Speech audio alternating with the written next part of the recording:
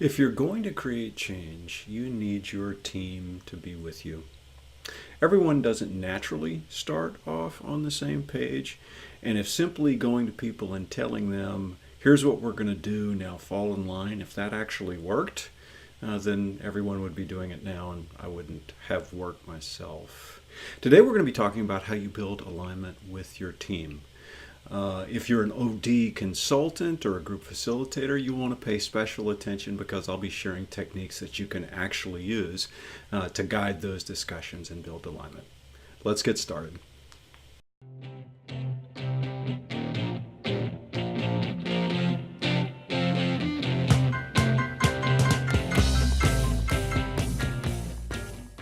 Thanks for watching today's video. If you haven't done so already, please hit the subscribe button so you get all of the great content as soon as it's released. Now, if you've been a leader or in organizational development before, you've seen problems like this, where the team gets together around some issues, some problems, some strategy. They meet, they discuss, they seem to leave where everybody is on the same page and we have our direction, only to find out after the fact that some people really weren't bought in. They show this by their absence, by their lack of effort, by going silent, by dragging their feet, and in other ways. And whatever the way it is, the project suffers. But it doesn't have to be this way. The problem, of course, is that they weren't on board. Now, lots of variables go into how aligned your team is. We're not going to go into all of them today. But in today's video, we're going to talk about how you can get them to enter into the conversation, to share their true feelings and opinions, and how you can leave with greater confidence that everyone is, in fact, bought in. Google recently studied all of its internal teams, determined which were the most effective, then compared them to all the rest of them to isolate the factors that were involved in their effectiveness.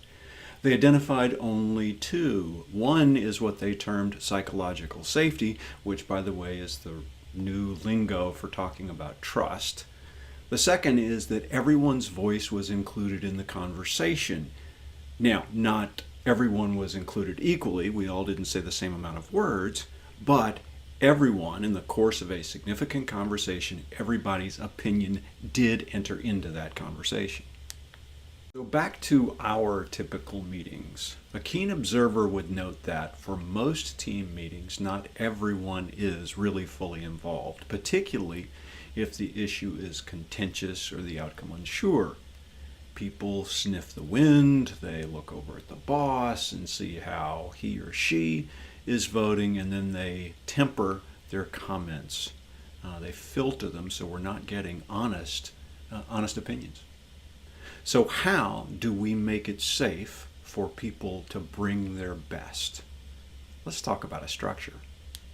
So I've been working with the executive team of a business in the energy sector, and they've been working to establish the outlines of their culture.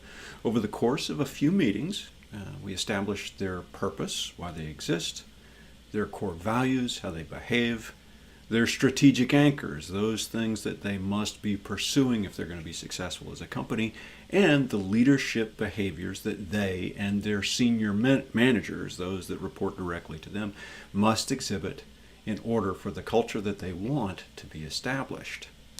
We recently met with those senior managers as a whole, about 18 in all, to introduce the concepts that have been developed and to get their buy-in. Now, we knew on the front end that some of these folks tended to be skeptical for this kind of work, and so we structured our discussion in 4 phases. Phase number 1, establish the playing field. In this one, the ELT, or Executive Leadership Team member, got up, introduced the concept, gave the definition that the ELT had come up with in their previous meetings. They explained it to the group, and then said what it meant for them personally. Now, for this organization, respect is one of their core values, which they defined with these words. Every person is important. We treat one another professionally at all times. respect for the organization, respect for decisions that have been made, respect for each other. Phase number 2. After this explanation, we broke the group up into small groups of 5 to 6 in each and gave them the task of defining what this term, this core value, respect, what it meant for them personally, and then what they would need to do in order to drive this value with their people. We gave them about 20 minutes for this work, and we asked them to record the information on flip chart for sharing in the next phase. Phase 3, report out. Once they were done, we had each group share their results with the larger group as a whole. Now, as you might guess, the wording was very similar. The definitions were almost the same, but with slight nuances that made it personal for the people who did the creation. One person in each group did the main report out, as is typical, but we'd invite others to kind of give their spin, their color commentary on the results the group had achieved. Finally, there was phase 4, where we asked everyone to take a stand, and for that, I actually want to get a flip chart here and show you. It's a little bit easier to explain with this. So, if the value was respect in this case, we then asked everyone in the group to give their judgment on how well the company right now exhibited that core value, how well everybody lived that out. And we asked them to do it on a 0 to 100 scale, but we asked them to do it by taking a stand. And so, for example, we had 2 walls in the room, and one wall we designated as 0. In other words, being over close to that wall meant you thought no one else could possibly do worse than how we're currently doing it as a company. And of course, the other wall we designated as 100, where if you were close to that wall, then you were saying that you think no company could possibly do it better than we are doing it right now. So with that explanation, I asked everybody, just don't look around, don't kind of see who's standing where. Go stand where you think the company really is. And they did that, and very quickly they lined up, and it kind of looked like this. You'd have there was of course a lot of cluster towards the end, and then a couple of people on either extreme. And then we just asked people, kind of one at a time, say, why did you give, what score did you give? And that person might say, oh, well, I give the company a 75. Okay, well, that must mean you think we're doing pretty well. So what are the things that we're doing well that show this value of respect? And you think there's some room for us to get a little bit better. So why, what's the 25%? What does that represent that we could do better as a company? Of course, you make your way from the middle, you start asking the people out on the ends. They took more of a risk in doing that. But by setting the stage with folks in the middle and then moving out, they really did share their real opinion. And we got some great data as a result of it. So I'm selling this to you right now as a way to actually develop, grow, strengthen, build alignment within your team. How does this work? Why is that the case? Well, it's because it incorporates both dynamics, variables needed for real alignment to happen. The first is what's called conceptual alignment. That is, we're thinking the same thing. We've got the same ideas and definitions in our head. Remember, the ELT gave the definition for respect. It said, here's what it means. Then as the second step, the ELT invited others to play in that conceptual space with them.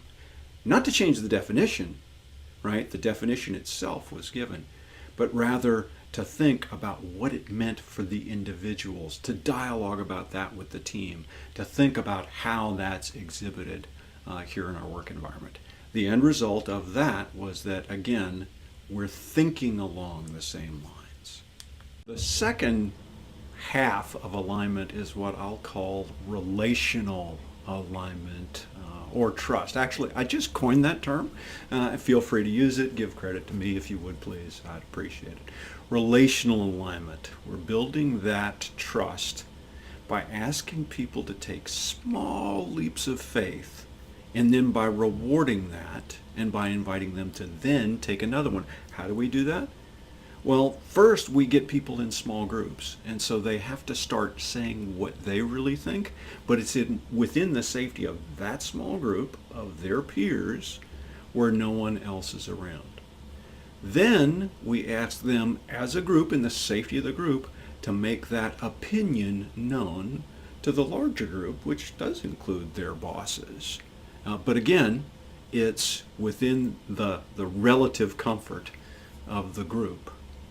Then we ask people to stand, to go one step further and to make their own particular idea known. And then finally we invite them to speak. Why did you come with that? How did you come with that? At each step along the way, we're listening, we're validating, we're reinforcing that your opinion matters. By doing that, we're building trust. The end result of this process, they've made the concepts their own by actively conceptualizing them and discussing them. They're actually bought in now, which is very different from the result we get when we simply tell people to get in line and here's how it is, and we get half-hearted compliance and then dropped balls. We have more work to do actually with this team, more work to do. But right now, the executive leadership team is very confident that their senior managers are on board and ready for those next steps, which we'll be addressing this week. So what's that process again? It's actually 4 steps. First, establish the conceptual playing field. Then, structure small group work where they can contextualize their involvement in the concept. Thirdly, have them report out or go public, but as a group. And finally, 4, have them take a stand, that is to say where they are individually, and have them go give you some explanation for that. So, thanks for tuning in today. I hope you found it helpful. I hope this stimulates your thinking about how you get real engagement from all folks in a discussion, how you create an environment that makes it safe for them to do so, but then how you draw it out of them. If you have other thoughts, other techniques that you use to get this same kind of participation, I'd love to know them. Please put those in the comments below. If you would, please subscribe to this channel. That little vote of confidence gives me the charge that I need to keep going. Hit the like button. Give me that thumbs up, and I appreciate it very much. I think that's it. Look forward to hearing from you next time. We've got some great content coming out all this year, and I'm excited to be walking this road with you. Until next time, be well.